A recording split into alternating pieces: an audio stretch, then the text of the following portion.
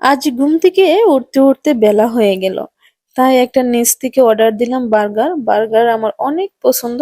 বার্গারটা খেয়ে দুপুরে রান্না শেষ করতে বসলাম। দুপুরে রান্না বান্না শেষ করে ফেললাম। আজকে রান্না করছি রুই মাছ আর গরুর মাংস।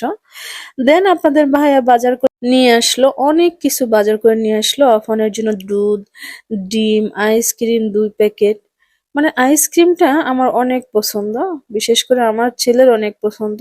এই সময়ের বাঁধাকপি নিয়ে আসলো আর এক বক্স ডিম নিয়ে আসলো, এগুলো সব গুছিয়ে রাখলাম।